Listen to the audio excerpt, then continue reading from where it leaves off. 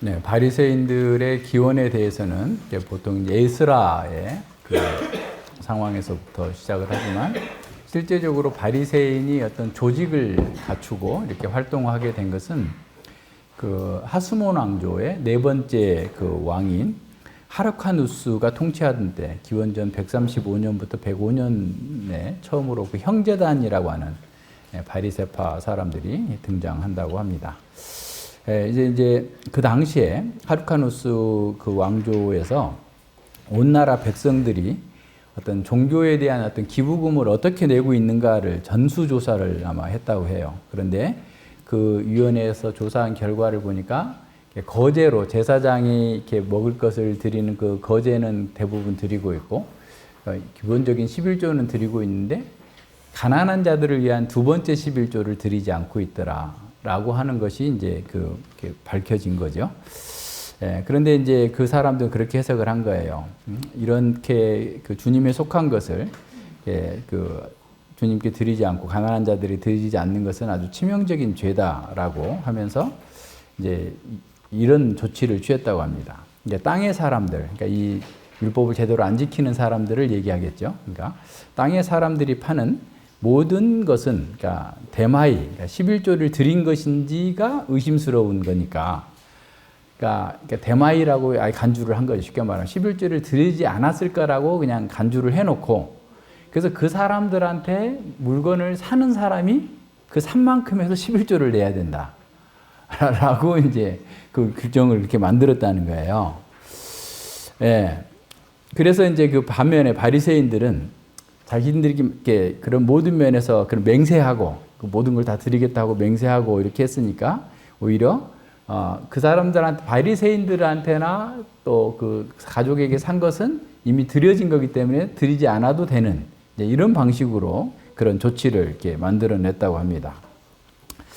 그러니까 이게 굉장히 어려운 일인 거죠. 그래서 이게 당시에 그 어떻게 보면 국가에 내는 세금도 있었을 테고, 그리고 이런 그 11조가 막 너무 과중해서 가난한 사람들이 그걸 내기는 굉장히 어려웠을 텐데도 불구하고 그 11조를 2번 또는 3번 또 거기다가 이제 테루마라고 하는 제사장에 먹을 수 있는 그 거제를 따로 드리고, 그러니까 제사장이 먹는 것은 거제로서 따로 드리는 것이고, 그 다음에 레위인들이 먹는 것이 11조거든요. 그리고 이제 가난한 자들을 위한 11조를 이렇게 해야 되니까 상당히 큰 부담이 되었을 거예요. 그래서 이제 이런 것 때문에 예수님께서 그 마태복음 23장 4절에서 바리새인들에게 말하기를 또 무거운 짐을 묶어서 사람들이 어깨에 지우되 자기는 이것을 손가락으로도 움직이려 하지 아니한다라고 그 비난하신 이유가 아마 이런 당시의 관행들이 이렇게 있었기 때문에 그럴 겁니다. 그래서 이제 바리새인들이 그 바리새인의 형제단에 들어가려면은 두 가지를 해야 되는, 최소한 두 가지를 해야 되는데, 이게 그 11조를 철저하게 하는 것하고 레위기에 있는 정결 예법을 다 지키는 것, 그 두 가지를 지키겠다라고 이렇게 맹세를 해서 들어가는 사람이 이 바리새인이 되는 거예요.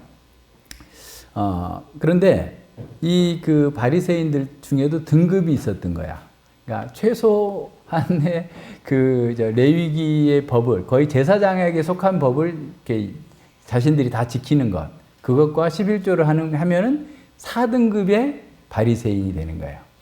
그리고 이제 더 많이 하는 사람들이 이제 2등급, 3등급, 1등급이 되는 거죠. 그러니까 그럴 정도로 바리새인들은 그 외적인 어떤 규례들을 굉장히 많이 만들어 가지고 성경에서 요구하지 않는 것까지라도 더 많이 이렇게 하면서 어떻게 보면 자기 의의를 높였던 겁니다. 그래서 이제 바리새인들, 우리가 복음서에서 늘 보다 보면 예수님께서 너희들의 그 전통을 가지고서 하나님의 말씀을 범한다라고 얘기하는 것들이 있잖아요. 그러니까 그 전통이라는 게 그 사람들은 그걸 구전 율법이라고 생각한 거예요. 그러니까 이제 율법이 아무리 세밀해도 어떻게 보면 이 일상생활에서 구멍이 펑펑펑 비잖아요. 요새 뭐 법꾸라지들이 뭐 법 사이로 빠져나간다 뭐 이렇게 하는 것처럼 율법은 사실은 영혼에 관한 거니까 다 포괄하고 있는데도 문자적으로만 보면 율법이 다 모든 걸 규제할 수 없잖아요.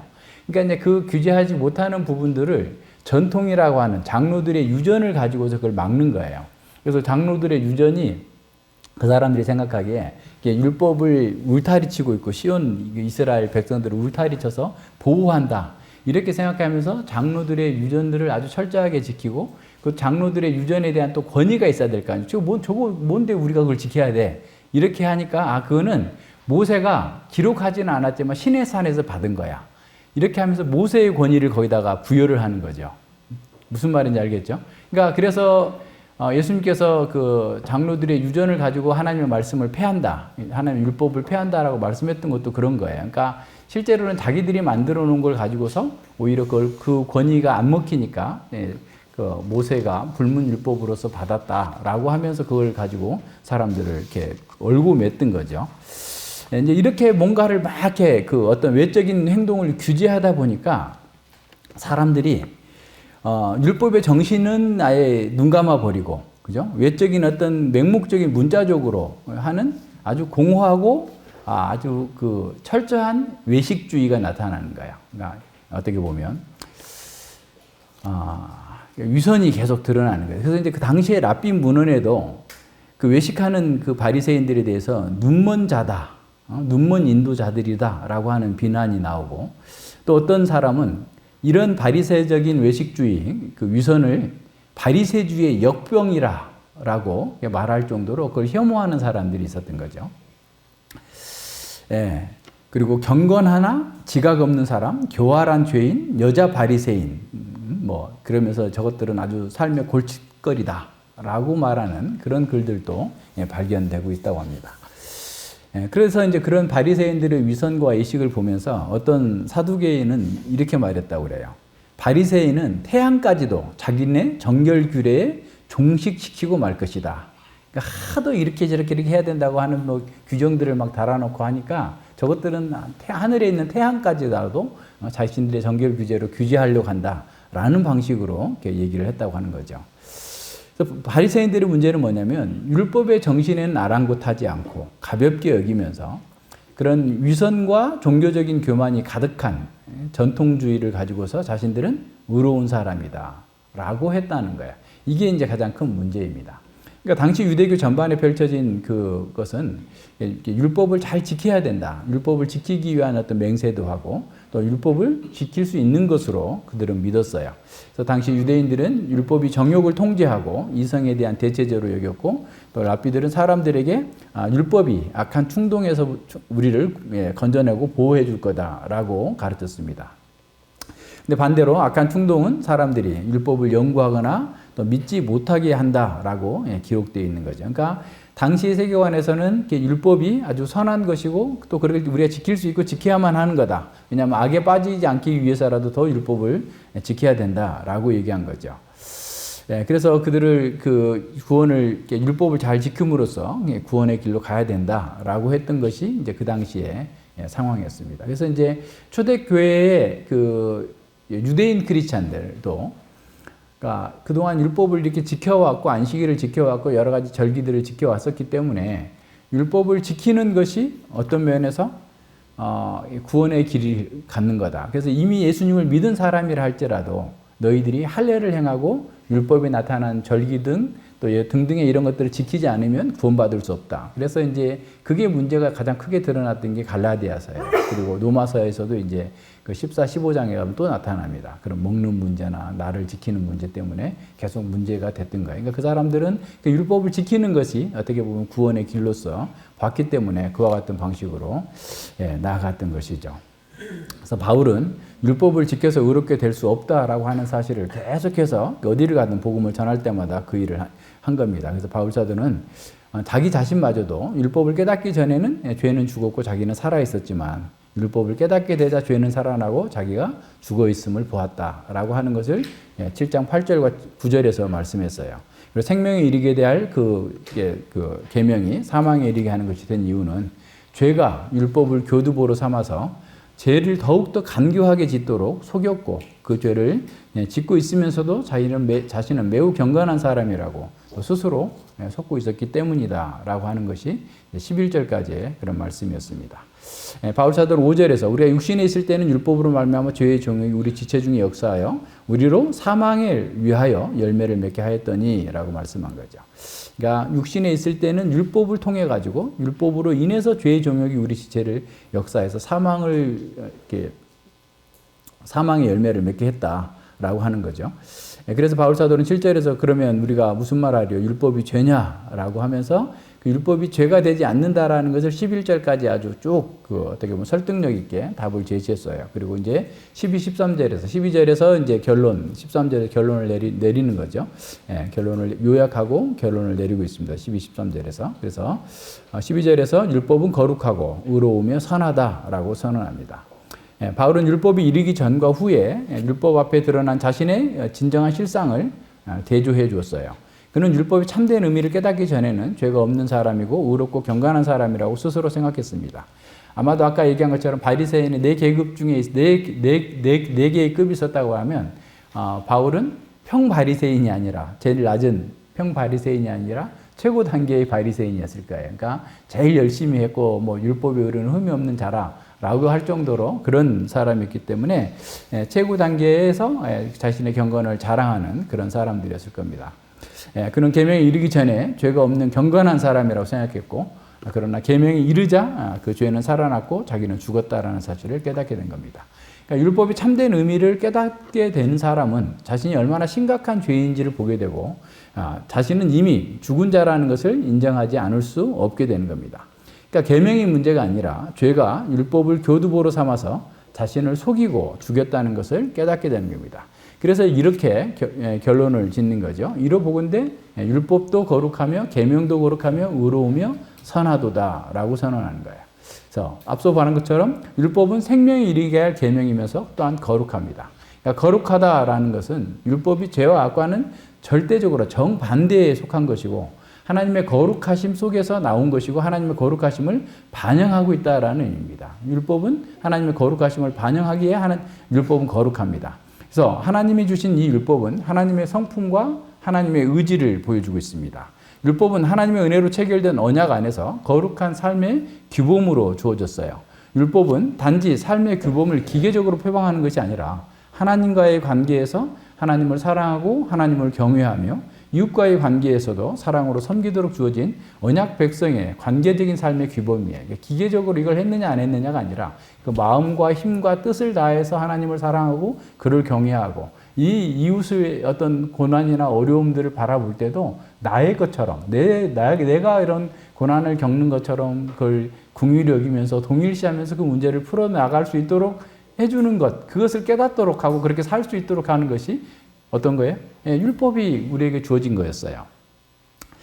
그래서 우리는 이 율법은 언약이라는 이 공적 관계가 형성이 되고 난 뒤에 언약의 복을 누리기 위해서 또 언약을 유지하기 위한 수단으로서 우리에게 주어진 겁니다. 그러니까 남편과 아내가 혼인신고를 하고 혼인관계에 들어갔을 때 남편과 아내에게 또 서로에게 지켜야 될 의무가 부과되는 것처럼 언약관계 안으로 들어간 사람에게 율법의 의미가 있는 거예요. 율법은 언약 안에서 하나님을 사랑하고 이웃을 사랑하는 방식으로서의 그 규범을 우리에게 가르쳐 주는 겁니다. 그래서 거룩한 언약 백성의 도덕적 비전은 유일하신 창조주 하나님 그 여호와를 예배하는 삶으로 나타나는 거죠. 그러니까 그 언약 백성에게 예배는 어떻게 보면 삶의 중심이어야 돼요. 그러니까 내가 언약 백성이라고 스스로 자부하면서 예배하는 삶으로서의 우리의 모습이 드러나지 않는다면 그것도 심각한 흠결이 있는 겁니다. 예배는 언제 어디서나 하나님과 겸손히 동행하는 거룩한 삶을 의미합니다. 성령과 진리로 예배하는 삶에서 하나님의 거룩한 백성은 언약의 의무로서 주어진 거룩한 율법의 지도를 받으며 삽니다. 그래서 하나님의 언약은 사랑 안에서 하나님과 함께 연합하는 기쁨과 또 은혜와 또 복을 가져옵니다. 그래서 동시에 그 헤세드의 사랑, 언약의 사랑은 하나님 인자하심의 사랑은 하나님의 계명을 무거운 것으로 여기지 않게 됩니다. 오히려 언약 안에서 사랑과 계명은 하나로 일치가 되는 거죠. 사랑하기 때문에 순종하고 순종을 통해서 사랑을 나타내 보이는 겁니다. 그래서 아담에게 순종을 원하셨던 것은 아담에게 어떤 아담을 꼼짝 못하게 만드는 어떤 그 멍해를 지우는 것이 아니라 언약적 사랑에서 나오는 그런 기쁨을 함께 나누자고 하는 자연스러운 요청인 것이죠. 그리스도께서는 아버지에 대한 사랑을 계명에 순종하는 것으로 나타내셨습니다. 그래서 율법은 하나님의 마음을 읽는 그런 매체이고 하나님과 이웃과의 어떤 사랑의 관계를 유지해 나가는 그런 원리와 그 규범들을 우리에게 가르쳐 주고 있습니다. 늘 얘기했지만 율법의 궁극적인 모티브는 바로 하나님과의 관계에서 누리는 생명입니다. 그러니까 율법은 생명을 위해서 주어진 거예요. 그래서 율법은 우리가 거룩한 존재여야 된다는 것을 선언하고 거룩한 사람에게서 나오는 것이 진실한 사랑이에요. 거짓 없는 사랑입니다. 그리고 그 사랑의 결과가 바로 생명으로 나타납니다. 따라서 율법은 우리의 존재가 거룩해야 됨을 말하고 우리의 행위가 사랑으로 드러나야 하고 그 사랑의 결과는 생명을 더 부유하게 누리고 또 다른 사람의 생명을 부욕해 만들어주는 결과로 나타나야 된다라고 가르쳐주는 거예요. 그래서 모든 율법은 1차적으로 우리의 존재가 어떠해야 되는가에 초점이 맞춰져 있어요. 그러니까 우리가 거룩한 존재가 된다면 그의 행동은 사랑으로 나타나게 되어 있는 겁니다. 그래서 사랑에서 나오는 행동은 생명을 충만하게 하고 부욕해 하고 그걸 누릴 수 있도록 만들어주는 겁니다. 그래서 율법은 우리의 존재가 거룩해야 된다고 선언하고 우리의 행동은 사랑으로 나타남으로써 율법의 궁극적인 목적인 생명을 보호하고 부유하게 누릴 수 있도록 그래 만들어주는 거예요. 아까 시편 19편에서 우리 찬양했던 것도 바로 그런 내용들입니다. 사도는 두 번째 율법은 의롭고 선하다라고 선언합니다. 죄는 율법을 간사한 지혜로 자기 욕망을 충족시키면서 외적인 규범을 지키는 것으로 자신이 의롭게 되었다라고 속입니다. 죄는 율법을 어기면서도 간사한 말로 양심을 진정시키고 죄를 더 많이 짓도록 또 속여나갑니다. 심지어 죄는 우리에게 율법의 요구가 더 불의하고 불공평하고 과도하게 우리 자신을 통제하기 때문에 어쩔 수 없는 것이다. 그리고 범하는 것은 어쩔 수 없다라는 방식으로 우리를 속입니다. 죄는 모든 것을 주신 하나님께 감사하기보다는 자기 뜻대로 살기 위해서 하나님의 율법, 하나님의 규제를 벗어나야 된다라고 자극합니다. 하지만 바울 사도는 율법 자체는 절대적으로 의롭고 선하다고 선언합니다. 율법이 우리에게 요구하는 것은 의롭고 공정합니다. 율법이 우리에게 무엇을 명령하든지 그것은 전체로 다 의롭습니다. 십계명은 모두 다 의롭고 완전하고 정당합니다. 율법을 저버린 자들을 심판하시는 하나님은 의로우십니다. 그러니까 율법에 나타난 그 심판 저주마저도 정당하다라는 거예요. 느헤미야는 자신들의 민족들을 위해서 기도하면서 느헤미야 9장 33절로 36절에서 이렇게 말합니다. 그러나 우리의 당한 모든 일에 주는 공의로우시니. 그러니까 심판받아서 지금 바벨론 포로로 가가지고 막 모든 백성들이 그냥 뻣뻣 기고 있는 상황이고 얼마나 많은 사람들이 죽었고 흩어졌고 이런 상황이지만 그 일 자체가 하나님의 공의로우신 거라는 거예요. 우리는 악을 행하였사오나 주는 진실이 행하였음이니이다. 언약적 신실함으로 하셨습니다. 라는 말이에요. 우리의 열왕과 방백들과 제사장들과 열조가 주의 율법을 지키지 아니하며 주의 명령과 주의 경계하신 말씀을 순종치 아니하고 저희가 그 나라와 주의 베푸신 큰 복과 자기 앞에 주신 넓고 기름진 땅을 누리면서도 주를 섬기지 아니하며 악행을 그치지 아니한 고로 우리가 오늘날 종이 되었었는데 곧 주께서 우리 열조에게 주사 그 실과를 먹고 아름다운 소산을 누리게 하신 땅에서 종이 되었나이다 라고 선언하고 있습니다. 그러니까 율법이 형벌을 선언하고 심판을 선언할 때도 그것은 완전히 의로운 것이다 라는 사실을 기억해야 됩니다. 그것은 우리의 행위에 비해서 과도한 징벌이나 부당한 형벌이 아니다라는 사실을 기억해야 됩니다. 그래서 누구도 율법의 선교에 대해서 불의하다고 말할 수 없다라는 거예요. 그러니까 율법은 항상 의롭다라는 거예요. 어떤 모든 상황에서 하나님이 의로우신 것처럼 의로우시다. 율법은 선합니다. 계명 거룩하고 의롭고 선하다라고 했는데 율법은 선하신 하나님의 뜻을 보여주고 있고 그 뜻 안에서 선을 이루고 살도록 이끌어 가기 때문에 그렇습니다. 율법은 하나님의 언약 안에 있는 복을 누리도록 인도하는 선한 목적을 가지고 주어졌어요. 그래서 앞서 얘기한 것처럼 느헤미야 9장 13절에 보면 신의 산에서 강림하시고 하늘에서부터 저희와 말씀하사 정직한 규례와 진정한 율법과 선한 율례와 계명을 저희에게 주시고 그랬어요. 정직한 진정한 선한 율례 계명 율법은 다 선한 것이다 라고 선언합니다. 사실 율법이 언약을 배반한 사람들의 죄를 폭로하는 것도 선한 일입니다. 왜냐하면 율법이 없다면 인간은 계속해서 죄에 대해서 속아서 죄에게 종노릇하면서 결과적으로 영원한 멸망을 향해 달려갈 수 있기 때문에 그렇습니다. 죄를 깨닫지 못할 것이기 때문에 그래요. 또한 죄에서 구원받은 우리에게 언약 안에서 하나님과 이웃을 사랑하는 법을 가르쳐 주기 때문에 선해요. 그래서 율법을 따라 사는 삶보다 선하고 아름다운 것이 없어요. 그걸 계속 반복해서 말해주고 있는 겁니다. 예, 그래서 우리 주 예수 그리스도께서 바로 그런 삶을 사셨죠. 그래서 시편은 율법을 따라 살 때 얼마나 선하고 지혜롭고 복된 삶을 살 수 있는지를 노래합니다. 특별히 시편 119편에서 율법이 얼마나 선하고 복된 것인지를 우리에게 계속해서 반복해서 가르쳐 줍니다. 율법은 하나님의 백성이 복을 누리고 또 정말 아름답게 복되게 선하게 사는 길을 지도합니다. 율법은 선하신 하나님의 성품에서 나온 것으로 인간이 누릴 수 있는 최고의 복지로 이끌고 하나님의 선하심을 표현해 주고 있어요. 따라서 바울 사도는 자기를 대적하는 사람들이 바울이 율법을 폐하는 자다, 율법을 죄의 원인으로 본다, 등등의 바울에 대해서 합당하지 않는 그런 방식으로 율법을 가지고 죄를 조장한다라고 가르치는 말은 터무니없는 억측이다라고 얘기하면서 율법은 거룩하고 의롭고 선한 것이다. 문제는 죄다. 율법이 문제가 아니라 죄가 문제다라고 지금 가르쳐주고 있는 겁니다. 13절 보면 13절은 이제 7절과 12절까지 내용을 요약하면서 14절로 이어지는 이렇게 단락의 어떤 그 후크 연결하는 그런 다리 역할을 합니다. 예, 그런즉 선한 것이 내게 사망이 되었느냐 그럴 수 없느니라 오직 죄가 죄로 드러나기 위해서 선한 그것으로 말미암아 나를 죽게 만들었으니 이는 계명으로 말미암아 죄로 심히 죄되게 하려 함이니라 그랬어요. 예, 선한 율법이 사망을 가져온 원인이냐라는 거죠. 결코 그럴 수 없다라고 선언합니다. 그것은 상상할 수도 없는 일이다라고 선언합니다. 오직 죄가 죄로 드러나기 위해서 선한 율법으로 나를 죽게 만들었다라는 거예요. 예, 죄를 드러내기 위해서. 그래서 나를 죽인 것은 율법이 아니라 뭐다고요? 죄다, 죄.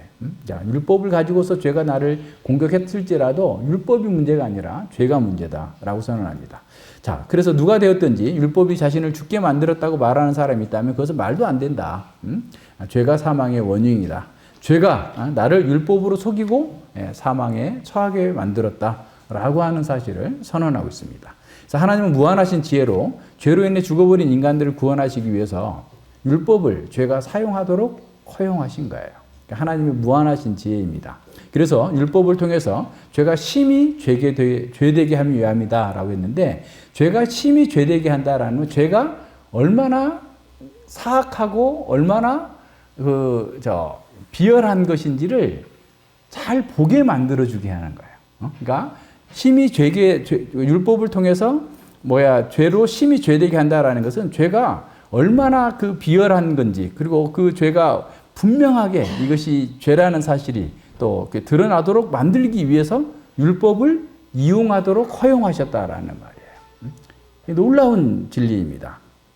그래서 죄의 죄됨은 율법처럼 어떤 순전한 것을 교두보로 삼아서 지렛대로 삼아가지고 속이는 죄의 능력이 아주 그냥 강력하게 드러나게 함으로써 그것을 깨달은 사람들, 모르는 사람들은 여전히 속고 있겠지만 그것을 깨달은 사람, 율법이 온 사람들은, 율법에 이른 사람들은 그 모든 내용들을 알고서 그 죄의 간교함과 비열함과 이 모든 것들을 깨닫고 그것에 대해서 대처할 수 있도록 만들어주시는 하나님의 무한하신 지혜 가운데서 주어진 일이다라고 하는 것을 보여주는 거예요. 그래서 죄로 심히 죄되게 한다. 죄가 더 분명히 보이고 죄의 활동과 죄의 그 존재가 어떠한지를 그 비열함을 폭로해 주시는 것으로 하기 위해서 하나님께서는 그 무한하신 지혜로 율법을 죄가 이용하도록 허용해 주셨다라는 거예요.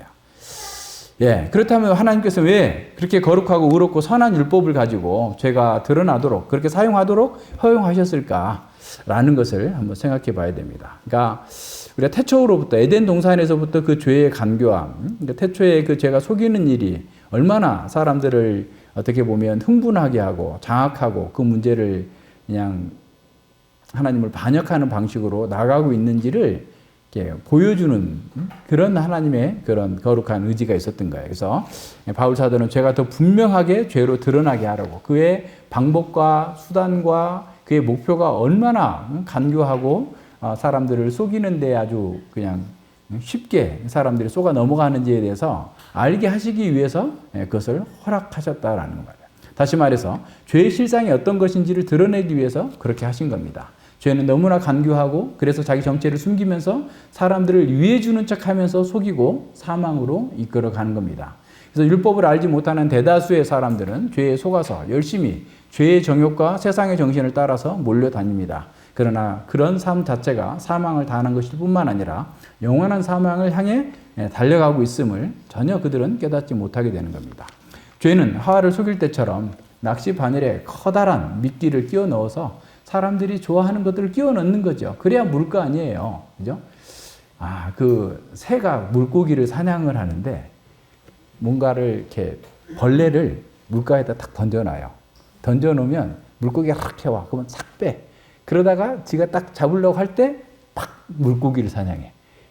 새도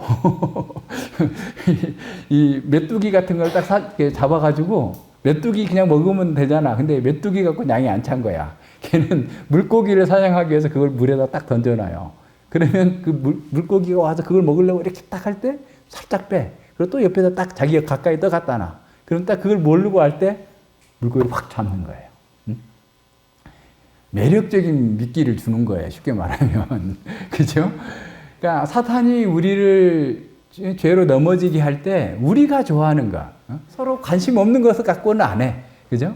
그 사람이 관심을 갖고 혹할 만한 걸 가지고 그 미끼를 던져가지고 그 사람들을 채 나가는 거예요. 돈을 좋아하는 사람은 돈 가지고, 명예를 좋아하는 사람은 명예를 가지고, 권력을 좋아하는 사람은 권력을 가지고, 또 사람들과의 관계 맺기를 좋아하는 사람은 그런 관계를 가지고 등등의 수많은 각 사람의 어떤 요구에 맞는 그런 미끼를 가지고 던져서 물게 하는 겁니다. 예, 그래서 하나님께서는 죄가 죄됨을 드러나게 하시려고 율법을 통해서 속이는 이 사탄의 일을, 죄의 일을 허용하신 겁니다. 그래서 죄는 율법을 교두보로 삼아서 사람들을 속이는 거예요. 이것이 하나님의 비밀의 경륜입니다. 왜 그렇게 하셨는가? 우리는 이제 하나님 앞에 가면 좀 더 분명하게 드러나게 될 겁니다. 그러나 죄는 간교하지만 창의성은 없습니다. 늘 얘기합니다만 죄는 예수 그리스도의 십자가에 못 박아서 죽였을 때 그들은 자신이 승리한 것으로 생각했어요. 그러나 무덤에서 부활하신 그 그리스도께서 사탄의 머리를 상하게 하심으로써 죄가 간교하게 율법을 이용해서 속이는 그것들을 막아내셨습니다. 죄는 지금도 간교하게 율법을 사용해서 우리를 속이고 우리를 사망의 자리로 이끌어 가려고 계속해서 좀 시도하고 있습니다.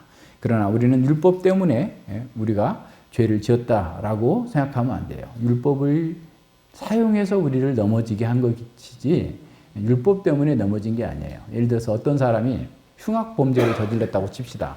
어떤 사람을 약간 그냥 상해를 입혔어요. 자기를 괴롭게 하는 사람을 상해를 입혀가지고 그냥 감옥에 가게 됐어요. 재판을 받아서 감옥에 가게 됐는데 그러면 그 사람이 지금 감옥에 간 이유가, 감옥에 가서 지금 이렇게 처벌을 받고 있는 이유가 법 때문에 그런 거예요? 아니잖아요. 그가 실제로 악을 행했기 때문에 그런 거죠. 그죠? 그러니까 우리가 어떤 죄를 지었다고 해가지고 율법 때문에 지었다고 하면 안 된다는 말이에요. 쉽게 말하면. 내가 그 상태로 그 범죄를 했기 때문에 율법에 근거해서 우리가 저주와 심판을 받는 것이지 그냥 율법이 나를 죄짓게 했다라는 방식으로 이해할 수 없다라는 거예요. 자기가 범죄했기 때문에 그렇다는 사실을 이해를 해야 됩니다. 예, 그래서 우리가 바울은 율법에 씌워진 바로 그 혐의를 벗겨주는 거예요. 그죠? 예, 율법 때문에 죄를 짓는 것이 아니라 문제의 원흉은 바로 내주하는 죄다라는 사실을 보여줍니다. 그래서 죄의 사악함으로 인해서 율법이 이용당하고 더 큰 죄가 야기되고 도발되고 있다라고 하는 사실을 지금 폭로하고 보여주고 있는 거예요. 그래서 하나님의 무한하신 지혜로 제가 더 분명하게 죄로 드러나게 하려고 그 죄의 활동 방향과 전략과 전술을 폭로하게 하시려고 율법이 여기서 중요한 역할을 하도록 허용하신 겁니다.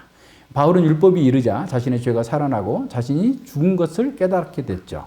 우리도 마찬가지입니다. 그러니까 우리에게 율법이 이르러야 돼요. 그래서 율법이 이르면 어떤 반응이 먼저 나오냐면 첫 번째 반응은 자기 죄가 너무 생생하게 보여요. 근데 그렇게 생생하게 보일 때 어떤 반응을 보이냐면 도망가 버리려고 그래. 죽구멍이라도 들어가 버리려고 하고 모든 성도들이 내 죄를 다 아는 것 같아. 그러면서 막 손가락질 하는 것처럼 느껴져요. 저하고 경험이 좀 있어야지. 나도 그랬는데 이렇게 나와야 되는데. 실제로 그래요. 그러니까 잘 보세요. 그러니까 물론 사람에 따라 경중 차이가 있을 수 있는데 내가 율법에 이르게 됐을 때 어떤 반응이 나타나게 되냐면 예전에는 그냥 그 죄라는 사실이 그냥 어떻게 보면 그냥 야, 이건 누구나 다 할 수 있는 거고 별거 아닌 것으로 여겼던 것이 막 아주 크게 다가와요. 그래서 그 죄를 막 감추려고 하는데 감출 수가 없잖아. 그러니까 막 다른 사람들을 피해서 숨어버리고 싶기도 하고 막 교회를 안 나오고 싶기도 할 정도로 그 죄에 대한 각성이 커져요. 그런데 또 문제는 다른 사람은 몰라. 지금 나만 알고 있는 거야, 나의 죄를. 근데 다른 사람들이 내 죄를 보고 저 사람 비열한 인간, 나쁜 사람 이렇게 손가락질 하는 것처럼 막 느껴질 정도로 그렇게 돼요. 그런데 또 동시에 어떤 일이 벌어지냐면 그것 때문에 죄사함의 감격이 커지게 되는 거예요. 그러니까 바로 이제 그 단계로 가는 거야. 그러니까 우리가 율법이 우리 가운데 임했다라고 했을 때, 율법이 이르렀다라고 했을 때 그 죄가 과거에 내가 지었던 그 죄들, 또 지금 현재 짓고 있는 그런 죄들, 그러니까 사실은 그때도 우리가 전체 죄, 우리가 예를 들어 전체의 죄를 아마 1000만 개 정도 있다. 그냥 예를 들어서. 그러면 그때도 이제 한 20, 30개 발견했는데도 그렇게 크게 다가와지는 거예요. 그러나 그 사이에서 계속 이제 말씀을 공부하면서 점점 죄에 대한 깊이의 이해가 더 깊어지게 되는데 어쨌든 그와 같은 방식으로 바뀌게 돼요. 그래서 율법을 통해서 우리의 죄가 생생하게 우리 속에서 드러날 때 그 속에서 사단의 전략과 전술이 보이고 내가 사단이 그렇게 공격해 올 때 나를 막 정죄해 그럴 때는 사단이 어떻게 얘기하냐면 우리 죄가 발견될 때 그거 봐라. 니까짓 게 무슨 예수님 믿는 사람이라고? 아무것도 아니잖아. 너 다른 사람하고 더 나쁜 사람이네 하면서 막 엄청 참소를 해요. 그죠? 참소 당해가지고 막 또 난 정말 구원받지 못한 사람인가 할 정도로 영적 침체가 올 수도 있어요. 그런데 바로 그때 그래 나는 원래 이런 사람이니까 예수님을 믿은 거지. 그래서 예수님께서 나를 위해서 죽어주셨잖아. 그래서 나는 예수님 안에서 결코 정죄함이 없다. 사단아 내게서 물러나라. 그러니까 네가 아무리 나를 고소한다 할지라도 나는 예수님의 은혜 가운데서 이미 있는 사람이기 때문에 그걸 펼쳐버리고 다시 기쁨 가운데로 회복되어져 나가는 거예요. 그래서 이거는 그냥 저의 경험뿐만 아니라 모든 사람들의 구원 얻은 사람들이 갖고 있는 보편적인 경험이에요. 그래서 우리의 경험은 그냥 우리의 주관적인 경험인 것처럼 보이지만 예수님 믿는 모든 사람들 속에서는 그것이 객관화돼요. 객관화돼서 그래서 우리 성도들이 말씀을 공부하면서 이렇게 자기의 죄를 발견해 나가는 그런 과정들을 보면 거의 유사해요. 똑같지는 않더라도 유사하게 나타나게 됩니다. 그래서 율법이 이르는 사람에게 복이 있는 거예요. 그러니까 자기 죄를 발견할 때마다 우리는 숨기고 싶고 막 이렇게 감추고 싶을 정도의 그렇게 생생하게 죄가 발견되지만 오히려 그로 인해서 우리는 예수 그리스도의 구속의 은혜에 더 깊이 잠기게 되고 죄의 속임수를 더 잘 알게 되는 겁니다. 그래서 죄가 심히 죄된 성격이 우리에게 드러나고 밝혀지는 것은 바로 율법을 통해서예요. 그래서 십계명 공부를 하실 때 늘 그런 기도를 해야 돼요. 그러니까 십계명 공부를 할 때 그냥 너무 쉽게 그냥 쓱쓱쓱 지나가고 어떤 지식적인 내용 정도에서만 이해하게 되면 자기가 안 보인 거예요. 우리 영혼의 죄가 보여야 돼요. 우리 영혼에 있는 얽히고 설켜 있는 정말 스스로는 해결할 수도 없고 풀 수도 없는 감당할 수 없는 그런 죄들의 모습들이 보여져야만 그게 드러납니다. 그래서 죄의 간교함과 그 권능은 율법을 깨달을 때 비로소 우리에게 알려진다라는 사실을 기억해야 됩니다. 그래서 율법을 통해서 자기 죄를 발견하지 못하면 복음의 필요성도 복음의 능력도 알지 못합니다. 율법 앞에 자기 죄를 보지 못하면 여전히 죄의 간교함에 속아서 헛된 일에 열심히 하고 있는 거예요. 물론 이것저것 다 합니다. 모든 일들, 종교적인 일 다 합니다. 그럼에도 불구하고 속는 거예요. 율법은 죄의 심히 죄됨을, 자기 죄가 얼마나 간교하고 얼마나 큰 속임수로 사망으로 이끌어가고 있는지를 우리가 볼 수 있도록 만들어주는 겁니다. 죄는 하나님의 말씀과 율법을 이용해서 사람들에게 아주 간교하게 속임을 베풀면서 사망으로 이끌어갑니다.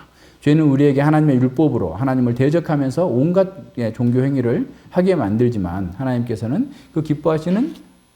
기뻐하시는 그런 선한 열매를 내지 못하고 오히려 악한 열매를 사망의 열매를 맺을 수밖에 없다는 사실을 우리에게 보여줍니다. 그래서 문제는 우리가 율법에 이르지 않는 사람들은 그것을 깨닫지 못하고 그냥 계속해서 율법적인 정신을 가지고서 쏘가서 열심히 하고 있다는 거예요. 그래서 우리가 율법에 이르지 않았을 때 우리는 자신이 약간 부족하긴 하지만 그래도 정상이다, 괜찮은 사람이다 라고 생각합니다. 율법이 이르지 않았을 때 우리는 자기 정욕과 세상의 정신을 따라서 행동하면서도 전혀 그것이 문제라고 생각하지 못하게 됩니다. 율법이 이르지 않았을 때 우리는 율법을 통해서 우리는 율법을 통해서 속이고 죽이는 그 죄의 간교함을 잘 파악하지 못합니다. 그래서 율법은 하나님의 의를 비추어서 우리의 영적인 실상을 보게 해줘요. 이게 중요합니다. 1차적으로 이 단계가 먼저 이루어져야 돼요. 물론 다양한 방식으로 이루어질 수는 있어요. 원상의 인간이 가졌던 그 거룩함과 의와 선이라고 하는 그 거울에 우리 자신을 비추어서 자신의 추악함과 불의와 반역적 성향을 보게 합니다. 그래서 이 로마서 7장은 하나님께서 인류를 구원하시려는 그 영원한 경륜을 이루심에 있어서 율법의 위치, 율법의 기능, 율법이 어떤 역할을 하는지를 밝혀주는 데 있어요. 그러니까 율법이 어떻게 보면 긍정적인 차원에서 보여주는 겁니다. 율법은 인간이 보지 못하고 깨닫지 못하는 죄의 세력의 간교함을 보게 합니다. 율법을 교두보로 삼아 속이는 죄의 간교함을 깨달아서 죄로 심히 죄됨을 깨닫게 하려는 목적으로 율법이 주어진 겁니다.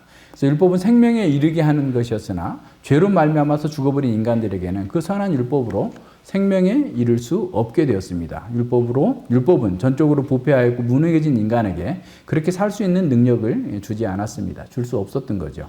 율법은 죄로 말미암아 죽어있는 인간에게 자신의 영적 실상을 보게 합니다. 영적 실상을 깨달은 사람은 죄의 간교한 속임수를 볼 수 있게 됩니다. 그래서 율법이 아니고서는 율법을 교두보로 삼고 속이는 죄와 그 죄의 세력을 파악할 수 없어요. 그러니까 여러분이 모두가 다 이 율법을 통해서 이 율법을 가지고 교두보를 삼아서 우리 안에 들어와서 우리를 속이고 있는 이 죄의 간교함, 이 사탄의 세력들의 그런 그 농락들을 잘 깨달아 알 수 있어야 됩니다.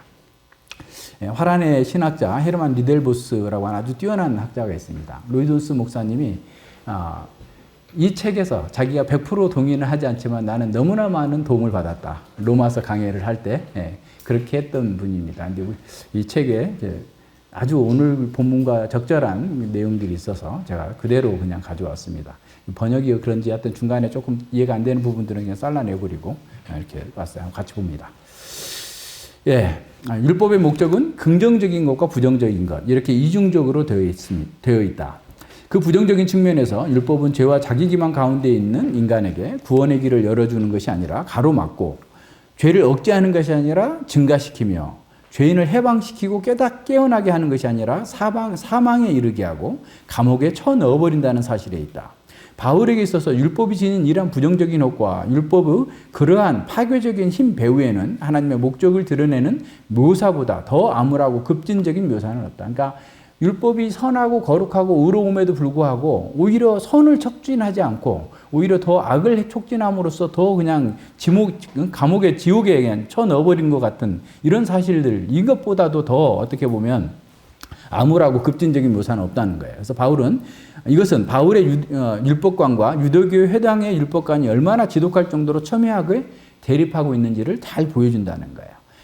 그러나 구원의 수단으로서의 율법에 대한 이러한 철저한 부정 속에는 복음의 이면으로서 긍정적인 측면이 동시에 존재한다라는 겁니다. 자, 이러한 긍정적인 측면은 정죄하고 죽이는 이 율법의 힘이 바울이 전하는 예수 그리스도의 아버지이신 하나님의 주관하심 밖에 놓여 있는 것이 아니라는 사실 속에 이미 내포되어 있다는 거예요. 다시 말하면 율법이 하고 있는 이와 같은 일들이 그냥 하나님 없는 상태에서 하나님께서 간섭하지 않는 상태에서 이루어지는 것이 아니라 하나님의 간섭과 섭리 가운데 이게 이루어지는 나는 사실 속에서 긍정적인 의미가 나타난다는 거예요. 그래서 인간은 율법을 종으로 만들고 죽이는 역사를 통하여 하나님의 구원 계획에 기여하고 있는 것이고, 율법은 인간을 종으로 만들고 죽이는 역사를 통해서 하나님의 구원 계획에 기여하고 있는 것이고, 실제로 율법을 사용하는 이는 하나님 자신이다. 그렇게까지 허용해 주시는 거니까. 하나님께서 역사의 주관자이시니까. 한편으로 오직 이런 관점에 설 때만 율법이 그리스도 밖에 있는 인간에 대하여 무시무시한 위협이 된다는 사실이 올바르게 해명된다. 즉 율법을 통해서 인간과 싸우시는 이는 하나님 자신이다. 하나님은 율법을 사용해서 인간을 죄와 죄책의 지하 감옥에 가두어 버린다. 율법이 그토록 치명적인 이유는 오직 한 가지, 율법은 하나님의 손에 들린 회초리이기 때문이다. 하지만 이와 동시에 이런 관점에서 볼 때에만 우리는 율법이 지닌 죽이는 권세에도 불구하고 하나님의 구원 계획 속에서 율법의 긍정적인 의미를 지닌 이유를 이해할 수 있게 된다. 이러한 이중적인 관점, 하나님이 율법을 사용하신다는 것과 하나님은 그리스도 안에 있는 의를 나타내기 위한 방향으로 율법을 가지고 일하신다는 것은 율법의 부정적인 의미가 지닌 긍정적인 목적을 거듭거듭 제시하고 있는 말씀들에 표현되어 있다 그랬어요. 근데 이분은 갈라디아서 3장 22, 23, 24절을 다 연결을 해놨는데 저는 그냥 하나만 적어놨습니다. 11장 32절에 하나님이 모든 사람을 순종치 아니하는 가운데 가두어 두심은 모든 사람에게 궁유를 베풀려 하심이다. 이런 하나님의 그 거대한 목적이 있었기 때문에 그와 같은 일을 이루실 수 있다는 거예요. 이렇게 종으로 삼고 죽이는 율법의 이러한 역사가 하나님의 구원 경륜 속에서 긍정적인 의미를 지니는 것은 하나님이 그런 식으로 해서 약속과 믿음과 그리스도가 들어설 자리를 열어놓기 때문이다. 그런 의미에서 율법은 사람을 그리스도에게로 인도하는 훈육 교사이다라고 말씀하고 있습니다. 그래서 이제 우리는 율법을 통해서 하나님의 영원하신 경륜과 그 뜻을 이해하고 율법을 바르게 사용하기 위해서는 율법 해석의 원리에 대해서 좀 더 분명하게 알아야 돼요. 그러니까 바른 해석에서 바른 적용이 나오고 바른 삶이 나옵니다. 그래서 이제 미국의 저명한 신학자 월터 카이저라고 하는 사람은 십계명 해설에 있어서 이렇게 7가지 명심해야 될 사항들을 이렇게 지적해주고 있는데 여기다가 지금 못 넣었어요. 첫 번째는 뭐냐면 율법은 그 계명들의 본론에서뿐만 아니라 그 서론에서도 사랑의 분위기를 가지고 있다. 그러니까 율법은 사랑을 담고 있다라는 거예요. 모든 계명 속에. 그래서 행위의 방향은 그것이 하나님의 성품, 하나님의 속성, 그 뜻을 잘 반영하기 때문에 반드시 그 행위의 방향이 정해져야 된다는 거예요. 두 번째로 십계명 부정적인 것뿐만 아니라 또한 철저하게 긍정적으로 진술될 수 있다. 그 이유는 도덕법이 항상 양면성을 지니고 있기 때문이다. 모든 도덕적 행동은 취해질 수 있는 반대의 행동 양식에 대한 억제를 동시에 의미한다. 그러니까 살인하지 말라 또는 예를 들어서 하지 말라는 것 속에서 하라는 것이 들어가 있고 하라는 것 속에서 하지 말라는 게 같이 양면적인 게 들어있다라는 거예요.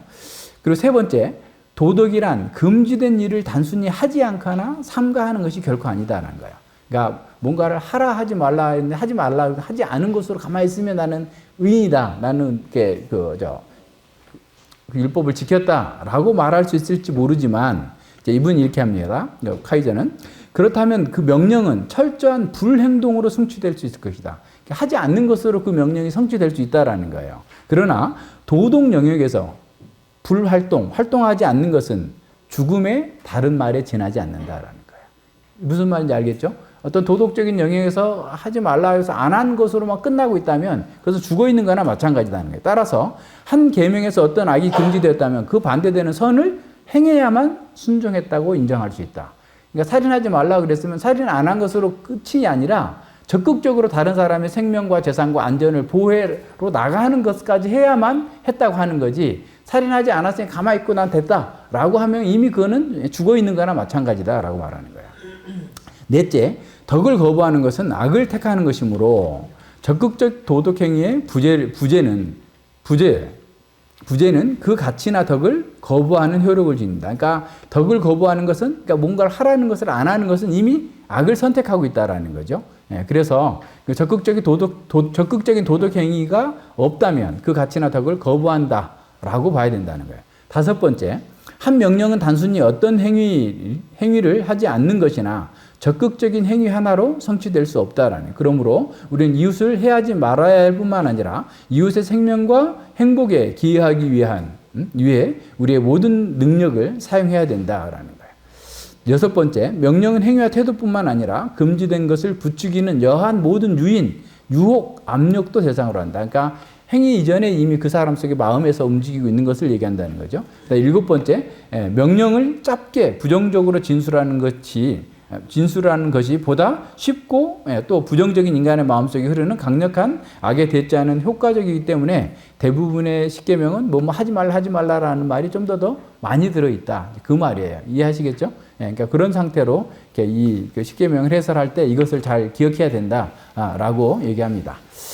그러나 우리는 율법 해석의 원리, 십계명 해설에서 충분히 공부했지만 다시 한번 봅니다. 우리는 하나님께서 왜 이 법을 주셨는가의 의도와 목적에 맞게 해석해야 된다고 그랬죠. 그래서 율법을 주신 목적과 의도를 따라서 우리는 세 가지 해석의 원리를 제시합니다. 이렇게 제시하는 율법 해석의 원리는 제가 어떤 만든 독창적인 방법이 아니라 성경 전체의 문맥과 그리스도께서 율법을 해석한 그 원리를 따른 것이고 개혁주의자들의 개혁주의 신앙 고백을 했던 또 그 선배들의 해석을 종합해서 좀 더 쉽게 정리한 거예요. 그러니까 칼빈의 기독교 강요나 뭐 하이델베르 요리문답 다 보면 이와 같은 방식으로 이렇게 뭐 첫째, 둘째, 셋째를 얘기하지 않았지만 결과적으로 보면 다 이렇게 나와요. 그래서 이거는 제가 일찍이 정리를 해놨는데 지금도 이거는 저는 변함없이 그대로 유효하다고 봅니다. 그래서 첫째는 율법을 주신 하나님의 의를 명확하게 드러내고 원상의 인간을 그 아름다움을 이렇게 보게 해주는 거죠. 그래서 인간이 얼마나 아름답고 또 그 인생의 의미와 목표를 잘 찾아갈 수 있는가라고 하는 것에 대해서 첫 번째 그걸 보여줘요. 그러니까 율법은 그 자체로서 원상의 인간이 가졌던 것, 그 의, 하나님 형상을 가지고 있었던 그 의를 보여주고 하나님의 의가 어떤 것인지를 이렇게 보여줍니다. 그래서 그것에 비추어서 지금 현재 인간의 타락상을 봐야 되는 거죠. 그러니까 다 죽어 있는 사람들끼리만 보면 다 똑같지. 그죠? 근데 이제 원상의 인간, 하나님의 의에 비추어서 우리를 보니까 우리가 죄로 인해 죽어 있다라는 사실을 깨닫고 우리를 하나님께로 돌아가는 거예요. 그래서 두 번째, 우리가 죄로 인해 죽어 있는 인간의 실상을 깨닫고 하나님께로 나아가는 거. 이거 다 아시니까 그냥 그 제목만 읽고 가겠습니다. 율법을 주신 세 번째 목적은 그리스도를 예표하고 신자의 삶을 지도하는 것이다라고 하는 거죠. 그래서 그리스도께서 이 율법을 완성하시는 거예요. 그래서 마태복음 5장 그 19절 이하에서도 내가 율법이나 선지자를 폐하러 온 줄로 생각하지 말라. 내가 폐하러 온 것이 아니라 성취하러 왔다. 그 모든 것들을 성취하러 오셨다라고 하시죠. 예수님께서 앞서 우리를 대신해서 율법의 모든 요구를 다 지키셨고 또 율법의 저주까지 또 십자가에서 다 받아주신 거예요. 그래서 우리가 그리스도 안에서 새로운 생명의 삶을 살게 되었고 우리는 또 그리스도 안에서 그리스도와 동일한 제자로서의 그 길을 가는 그 삶을 인도해 주는 것이 바로 율법의 기능이에요. 그래서 이제 우리는 그대로 할 수 없었는데 이제 8장 4절에 가서 보면 우리가 육신이 무능해서 할 수 없었던 것을 성령께서 하게 해주셔서 율법의 본의를 따라 살 수 있는 길을 하나님께서 열어놓으셨어요. 그래서 율법은 여전히 지금도 유효하고 영원토록 유효하다라고 하는 것들을 기억해야 됩니다. 기도하고 마치겠습니다. 하나님 아버지 감사드립니다. 하나님께서 율법을 이렇게 이 땅에 주셨던 이유가 무엇이고 그것이 어떤 역사 가운데에서 어떻게 오용되고 또 죄에 의해서 사탄에 의해서 잘못 사용되어서 사람들을 속이고 사망에 이르게 하였는지에 대해서 구체적으로 이렇게 배웠습니다. 참으로 지금도 죄는 여전히 동일한 방식으로 우리를 높여주고 우리를 꿰며 악한 상태로 더 나아갈 수 있도록 우리 스스로에게 넘어지도록 계속해서 그런 간교한 유혹을 걸어오고 있다는 사실을 저희들이 압니다. 저희가 율법에 대해서 더 분명하고 온전하게 잘 깨달아서 이 죄가 어떻게 활동하고 어떻게 우리를 간교하고 비참하게 넘어지게 하는지를 잘 알아서 참으로 이 죄와의 전쟁에서 우리가 승리할 수 있도록 주님께서 더욱더 지혜를 허락하여 주시고 함께하여 주시옵소서. 우리가 원하지만 우리가 뜻대로 우리가 원해서 되는 것이 아니라 성령께서 이 말씀을 사용하셔서 우리의 마음을 비추어 주시고 우리 속에서 참으로 이 죄의 간교함과 그 악함을 잘 알고 그것을 능력 있게 대처할 수 있으려면 참으로 하나님의 성령께서 우리 마음 가운데 이 빛을 비춰 주시고 이 말씀으로 율법으로 자기를 더 깊이 보면서 우리를 높여주고 우리를 이렇게 위해 주는 척하면서 오는 이런 죄의 세력들로부터 우리가 온전히 분리되어서 하나님과 함께 주님의 그 뜻을 주님의 길을 걸을 수 있는 사람으로 온전히 나아갈 수 있도록 이끌어 주시옵소서. 감사드리오며 예수님 이름으로 기도드립니다. 아멘.